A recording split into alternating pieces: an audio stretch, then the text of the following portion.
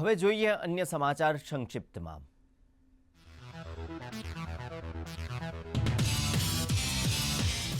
મહારાષ્ટ્રમાં ભારે વરસાદને કારણે ભિવંડીની કંવારી નદીમાં આવ્યું પૂર। થાણે અને કલ્યાણ પશ્ચિમ રેલવે સ્ટેશનની બહાર ભારે પાણી ભરાવાને કારણે મુસાફરો અને દુકાનદારોને ભારે મુશ્કેલી। તો બિહારના મુઝફ્ફરમાં પણ ભારે વરસાદને કારણે જનજીવન થયું પ્રભાવિત। નીચાણવાળા વિસ્તારોમાં પાણી ભરાતા સ્કૂલ અને સ્થાનિક લોકોને ભોગવવી પડી હાલાકી। તો આ તરફ ઉત્તર પ્રદેશના પ્રયાગરાજમાં પણ ઉપરવાસમાં પડેલા ભારે વરસાદને કારણે ગંગા અને યમુના નદીનું જળસ્તર સતત વધ્યું।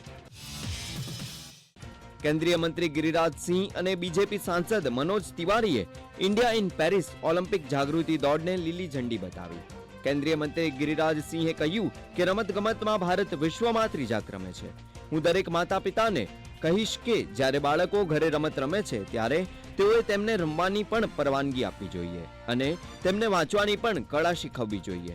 દેશમાં રમતગમતને પ્રોત્સાહન આપવા માટે લગભગ ₹4,000 કરોડની ફાળવણી કરવામાં આવી રહી છે। આજે આપણે બધા પેરિસ ઓલિમ્પિક માટે ભારતમાં એકઠા થયા છીએ। આ પીએમ મોદીની પ્રેરણા છે। તો ઇઝરાયેલના વડાપ્રધાન બેન્જામિન નેતન્યાહુએ કહ્યું છે કે તેઓ આ ઘટનાથી આઘાતમાં છે। ઇટાલીના વડાપ્રધાન જોર્જિયા મેલોનીએ ટ્રમ્પને ઝડપથી સ્વસ્થ થવાની શુભેચ્છા પાઠવી હતી। તો જાપાનના વડાપ્રધાન ફ્યુમિયો કિસિદાએ કહ્યું કે લોકશાહીને પડકારતી કોઈ પણ પ્રકારની હિંસા સામે આપણે મક્કમતાથી ઊભા રહેવું જોઈએ। તો ડોનાલ્ડ ટ્રમ્પ પર થયેલા હુમલાને લઈને ઓસ્ટ્રેલિયા, કેનેડા, બ્રિટન સહિત દેશ વિદેશના નેતાઓએ તેમના સ્વાસ્થ્ય માટે શુભેચ્છા કરી। તો ખાનગી વિદેશ સમાચાર એજન્સીઓ દ્વારા મળતી માહિતી પ્રમાણે ટ્રમ્પના સમર્થકોએ રસ્તા પર ઉતરી વિરોધ પ્રદર્શન પણ કર્યું।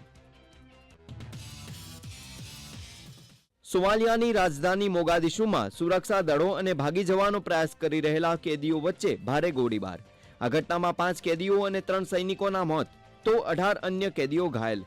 સેન્ટ્રલ જેલમાંથી ભાગી જવાનો પ્રયાસ કરી રહેલા સશસ્ત્ર કેદીઓ અલ શબાબ આતંકવાદી જૂથના સભ્યો હતા। બ્રાઝિલમાંથી ભાગવાના પ્રયાસ દરમિયાન જેલ અધિકારીઓ અને કેદીઓ વચ્ચે ગોળીબાર થયો।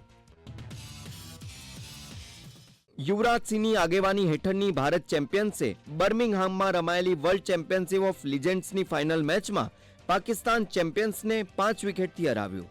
ભારતે પાકિસ્તાનને હરાવી પ્રથમ WCL ટાઇટલ જીત્યું।